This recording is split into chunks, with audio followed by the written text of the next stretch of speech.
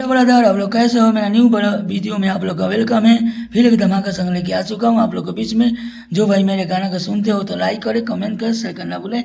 यह गाना न्यू तेरेक है और आप लोग इस गाना को लाइन बाय लाइन सुनिएगा। यह ऑफिशियल बाबू बिजली के चैनल पर जाएगा। और चलिए आप लोग इस गाना को सुनाते हैं। चढ़ल जवानी पर करेलू गुमान हो। दो बार गाना है। चढ़ल जवानी पर करेलू गुमान हो, एक दिन ढल जाई जवानी जान हो, एक दिन ढल जाई जवानी जान हो। जब तक रही उमर फुलाते रही धान हो, जब तक रही उमर फुलाते रही धान हो, एक दिन ढल जाई जवानी जान हो, एक दिन ढल जाई जवानी जान हो। यह मुकरा है।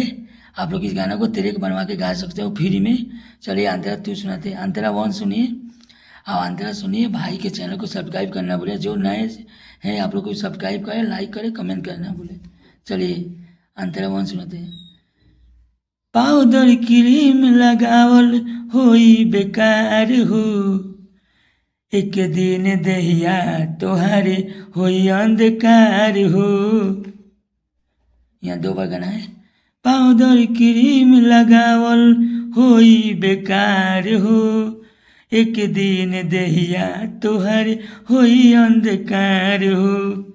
चढ़ल जवानी के अलगे होला मन हो, चढ़ल जवानी के अलगे होला मन हो, एक दिन ढल जाई जवानी जान हो, एक दिन ढल जाई जवानी जान हो। यह अंतरा है, यह मुखरा है। यह ऑफिशियल यूट्यूब पर चैनल पर जाएगा। मेरे ऑफिशियल बाबू बिजली के चैनल पर जाएगा। आप लोग उस पर जाइए और गाना का लाइन बाय लाइन सुनिएगा। भाई के चैनल को सब्सक्राइब करना बोले। चलिए अंतरा तू सुनाते हैं। अंतरा तू सुने। जब तक सांस बावे देहिया के अंदर हो, कैसन बनौले बारन खुदा मंतर हो।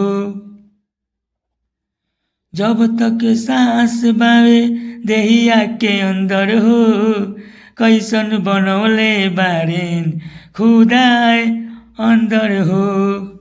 बबलू बिजोर कहे बनौलन भगवान हो, बबलू बिजोर कहे कैसन बनौलन भगवान हो, एक दिन ढल जाई जवानी जान हो, एक दिन ढल जाई जवानी जान हो।